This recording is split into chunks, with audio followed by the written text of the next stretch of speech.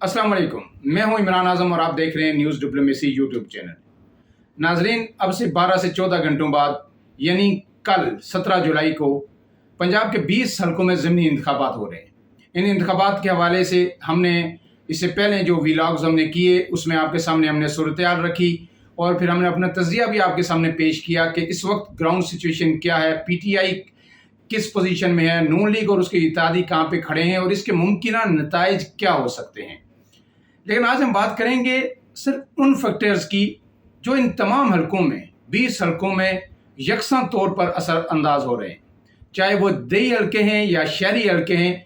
ये फैक्टर्स यकसा वहाँ पे असर अंदाज होंगे।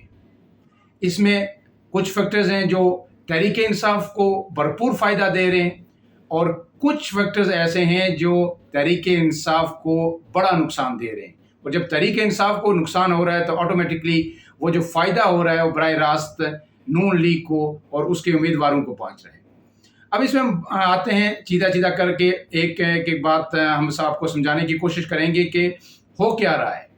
इमरान खान ने अपनी पूरी जो मुहिम थी वो किस पे बेस की। उनका एक ही बयानिया था कि साजिश हुई, मदाखलत हुई, अमेरिका ने साजिश की, मकामी आला-ए-कार उनके साथ मिले और मेरी हुकूमत ख़त्म की गई, यानी गैर जमहूरी तरीके से की गई। ये नेचुरल प्रोसेस नहीं था, ये नेचुरल या पॉलिटिकली मोटिवेटेड ये अदम एतमाद मेरे ख़िलाफ़ नहीं थी। ये अमेरिका से इसकी बुनियाद रखी गई और फिर वहाँ से ये आहिस्ता आहिस्ता इसके ताने बाने पाकिस्तान तक आए, फिर पाकिस्तान में पॉलिटिकल फोर्सेस और फिर इस्टेब्लिशमेंट इन्वॉल्व हुई, तब जाके ये मेरे ख़िलाफ़ कामयाब हुई। उन्होंने जो हवाले दिए कि हमें जो एक साइफ़र आया, जो हमारे सफ़ीर हमें भेजा, जो डोनाल्ड लू थे, उन्होंने क्या धमकियाँ दी, ये सारी चीज़ वो इमरान खान जो पिछले यानी मार्च के आखिर से लेके अब तक जो कहते आ रहे हैं वही बयानियाँ लेके वो अवाम के पास गए और अवाम ने कोई शक नहीं कि उनकी बात को भरपूर पजीराई दी, उनकी बात सुनी और अवाम इसमें काफ़ी गुस्से में भी नज़र आए कि ये अमरीकी मुदाखलत नहीं होनी चाहिए। इमरान खान ने कहा कि ये मेरा नहीं, ये कौम के मुस्तकबिल का सवाल है, इसलिए मैं आपके पास आया और इसलिए मैं इस पे इतना रिएक्ट मैंने किया कि मैं इसके आगे एक बंद बांधूँ ताकि आइंदा के लिए ये ना हो। अवाम ने उस पर लबैक कहा। इमरान खान के जो जलसे थे उसमें उनकी जो शिरकत थी अवाम की, उससे इसका भरपूर इजहार नज़र आया। लेकिन इसके साथ इमरान खान ने एक दूसरी बात भी की। एक दूसरा फैक्टर था, वो ये था कि जो लोग मुनर्रिफ हुए, साजिश तो हुई, जो भी कुछ हुआ, लेकिन जो लोग इमरान खान के टिकट पे इलेक्शन जीत के आए थे या इलेक्शन जीतने के बाद जो आज़ाद एक दो उम्मीदवार थे वो इमरान खान के साथ शामिल हुए। लेकिन जब इमरान खान पे मुश्किल वक्त आया, जब वफा का वक्त आया, जहाँ वफा करने का वक्त आया, साथ निभाने का वक्त आया, तो उन्होंने गद्दारी की। इमरान खान ने कहा कि उन्होंने ज़मीर फरोशी की। वो आवाम से वोट लेके आए लेकिन उन्होंने वोट के तकद्दस का ख्याल नहीं रखा। उन्होंने मेरे टिकट पे इलेक्शन लड़ा, बल्ले के टिकट पे इलेक्शन लड़ा, मेरे नाम पे वोट लेके आए, लेकिन जब मुझे ज़रूरत पड़ी, जब पार्टी के साथ खड़े होने का वक्त था, तो वो सब मुझे बिट्रे कर गए, मुझे दगा दे गए और ये लोटे हैं। ये लोटे अगर आपने इनको फिर वोट दिए तो ये फिर यही कुछ करते रहेंगे, लिहाजा इनको हमें यहीं पर रोकना होगा। ये आज इनने मेरे साथ किया, कल दूसरों के साथ करेंगे, ज़मीर फोशी करते रहेंगे और आपके वोट के तकद्दस को पमाल करते रहेंगे। इमरान खान के इस बयानिए को भी लोगों ने पजीराई दी। लोग लोटे लेके जलसों में आते रहे, मुख्तलिफ लोटों के प्ले कार्ड्स उठा के आते रहे, ऐसे लोगों के खिलाफ सख्त वो रिएक्शन दिखाते रहे। पब्लिक गैदरिंग्स में भी मुख्तलिफ वाक़यात पेश आए जहाँ उनके गालम गलोच किया गया पब्लिक की जानिब से इन लोगों को जो मुनर्रिफ हुए थे। लेकिन इन दो के अलावा इमरान खान के पास लोगों को कहने के लिए कुछ ज़्यादा नहीं था। लेकिन इस सब के साथ अहम फैक्टर एक और है जहाँ पे इमरान खान ने थोड़ी सी मेरे ख्याल में गलती की।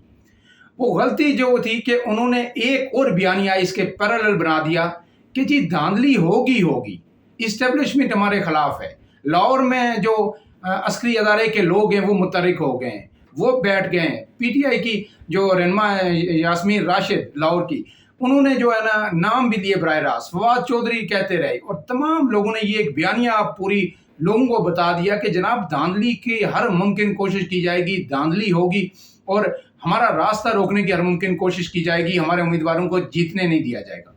तो फिर ऐसे में जो आम वोटर है, जो डाई हार्ड कारकन है, वो तो शायद नहीं इससे ज़्यादा मुतासर होगा, लेकिन जो आम वोटर है, जो फैसला कुन होता है हर हल्के में 5 से 10,000 12,000 کا جو فگر ہوتا ہے وہ ایسے لوگ ہوتے ہیں جنہیں کسی بھی پارٹی سے کوئی سروکار نہیں ہوتا. وہ موڈ سوئنگ دیکھ کے کہ ہوا کا رخ دیکھ کے وہ اس طرف چلتے ہیں کہ کدھر یہ ہوا ہے, کون سا کینڈیڈیٹ جیت رہا ہے, کون سی پارٹی جیت رہی ہے, حکومت میں کون ہے, تو وہ اس پہ فیصلہ کرتے ہیں اپنے ووٹ کا. تو عمران خان کے خلاف یہ جو کیمپین تھی کہ ہر صورت دھاندلی ہوگی اور ہمیں روکا جائے گا, تو یہ عمران خان کے سخت نقصان میں یہ بات گئی. اس کے ساتھ ساتھ جو دوسرا ایک اہم فیکٹر تھا وہ یہ تھا کہ عمران خان حکومت میں نہیں ہے. عمران خان یعنی ایوان میں بھی نہیں ہے, وہ وفاقی حکومت چھوڑ چکے ہیں, تو ان کے پاس دینے کا کچھ نہیں تھا. اس بیانیے کے علاوہ وہ لوگوں کو اوبلائز نہیں کر سکتے تھے, جبکہ اس کے برخلاف نون لیگ نے ہر وہ ہتھ کنڈا استعمال کیا جو سیاسی حکومتیں جو حکومت میں ہوتی ہیں, ضمنی الیکشن لڑتی ہیں, وہ کرتی ہیں, انہوں نے سب کیا. انہوں نے ٹرانسفارمر سے لے کے کھمبوں تک ٹوٹی پائپ نلکے کی جو سیاست ہوتی ہے وہ سب کیا. پھر اپنی ٹیمیں آپ کو میں پہلے ہی بتا چکا ہوں کہ کس طرح ان کو بنا کے وہاں پہ بٹھا دی حلقوں میں, اور جس نے جو مانگا, جس علاقے میں جس گلی کی جو ضرورت تھی, چھپ چھپا کے تعمیراتی کام بھی ہوتے رہے, وفاقی وزراء بھی چھپ کے جا کے وہاں پہ بیٹھے رہے اور فنڈز جو ہے نا ترقیاتی اسکیمیں دیتے رہے. یہ عمران خان کے پاس نہیں تھا, یہ آج نون لیگ کو حاصل ہوا.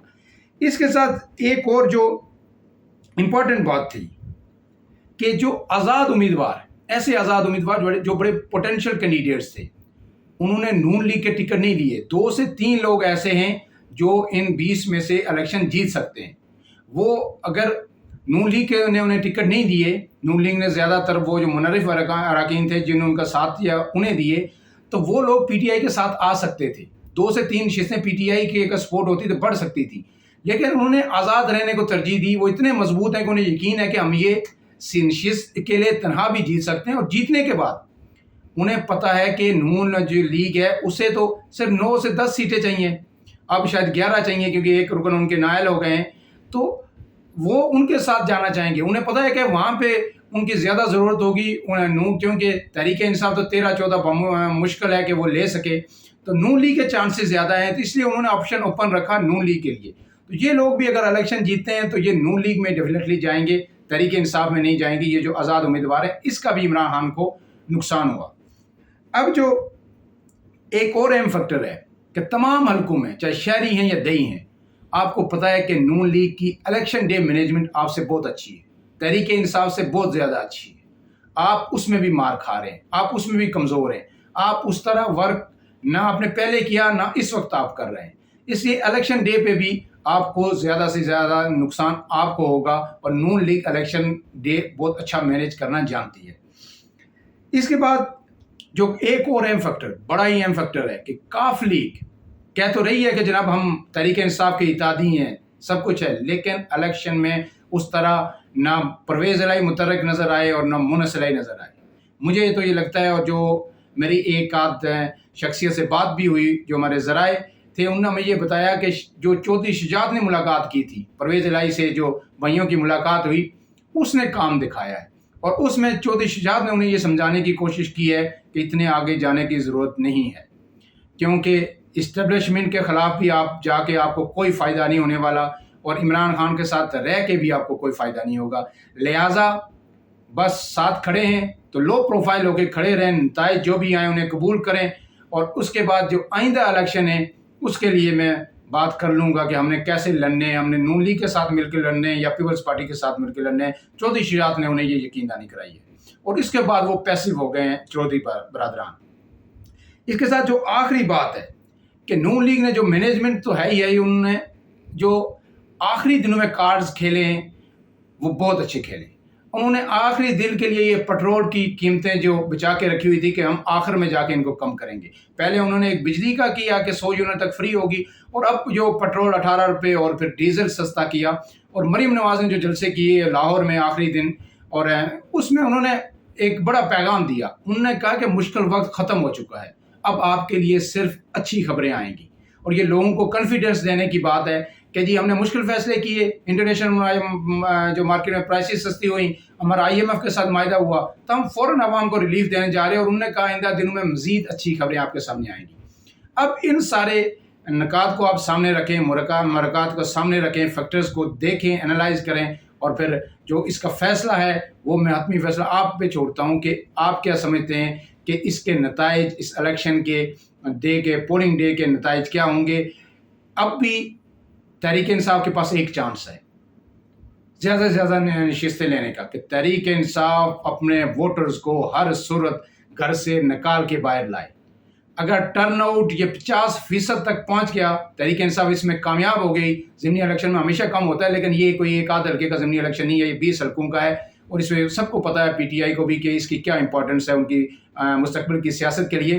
تو جتنا زیادہ ٹرن آؤٹ ہوگا تحریک انصاف کو فائدہ ہوگا. جتنے زیادہ تحریک انصاف کے لوگ باہر نکلیں گے، نوجوان نکلیں گے اور وہ اپنے گھر والوں کو لے کے آئیں گے، تحریک انصاف کے لیے فائدہ ہوگا. نون لیگ تو چاہے گی کہ جتنا ٹرن آؤٹ کم ہو، پولنگ کے دن سلو پولنگ ہو، تو وہ ان کے لیے فائدہ ہے اور وہ مینج آرام سے یہ چیزیں کر لیں گے.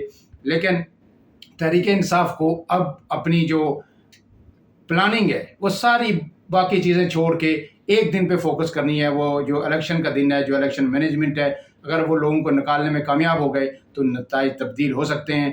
اپنے میزبان عمران اعظم کو اجازت دیجیے. اللہ حافظ.